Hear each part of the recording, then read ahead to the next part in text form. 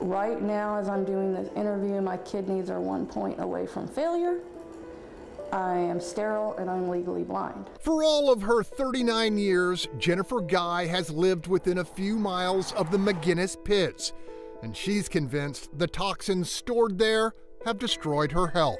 They needed to dispose of all the waste from the Houston Ship Channel, and there was no other place to put it.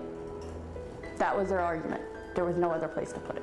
Waste from the ship channel, much of it from paper mills, was first treated, then barged across West Bay to Hall's Bayou and offloaded at a very private toxic dump. For decades, McGinnis Industrial Waste Maintenance, a subsidiary of Houston-based Waste Management, claimed the sludge was no threat to humans or the environment. But these 2009 laboratory test results, uncovered from state records by Fox 26, tell a much different story. They reveal dangerous, potentially deadly levels of cancer-causing dioxin in the compartments closest to Galveston Bay, toxicity levels greater than those at the notorious San Jacinto River waste pits. For Jennifer Guy and her now departed mother, Carolyn, this alarming scientific evidence has validated their years of lonely activism. I think the McGinnis Pits of Hitchcock is probably the most polluted area in the state of Texas. Every ounce of toxic waste dumped on Galveston Bay at the McGinnis Pits not only had government approval, it was actually paid for by the Gulf Coast Waste Disposal Authority.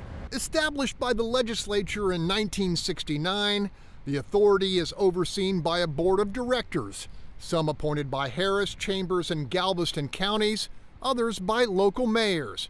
Back in the 70s and 80s, the Gulf Coast Waste Authority's primary mission was treating industrial waste and then getting rid of it. This is what legacy pollution's about. That's environmental lawyer Jim Blackburn, who back in 1992 helped lead a successful fight to get the McGinnis pits closed to more dumping. This, you might almost say, has more governmental complicity in it than the San Jacinto pits ever did. How complicit? Fox 26 has obtained copies of the original contracts between the Gulf Coast Waste Disposal Authority and McGinnis Industrial Maintenance Corporation.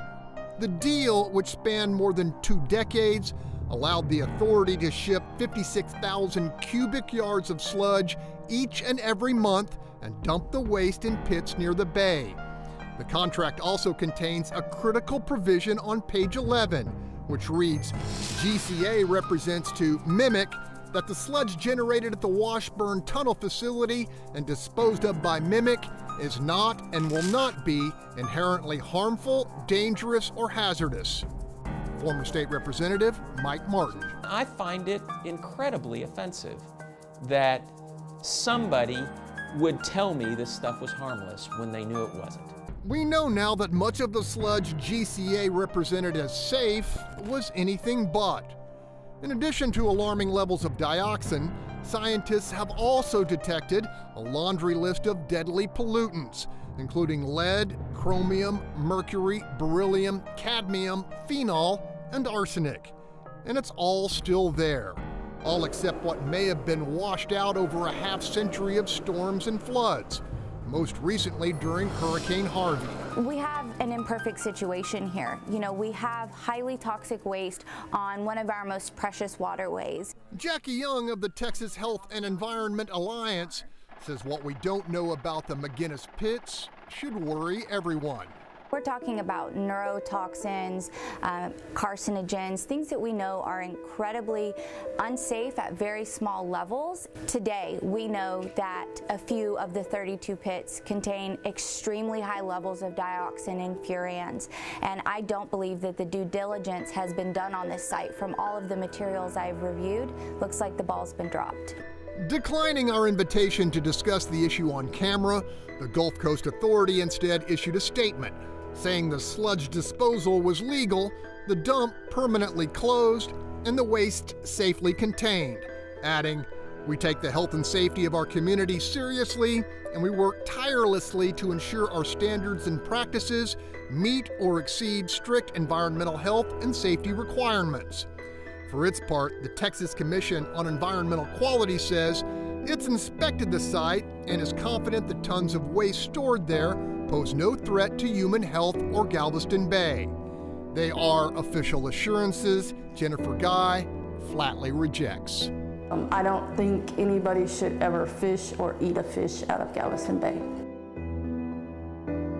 One other important note. For literally decades, the operators of the McGinnis pits have legally released millions and millions of gallons of treated effluent from this toxic dump site into Galveston Bay. State regulators have always claimed it's safe and continue to do so. Greg Groogan, Fox 26 News.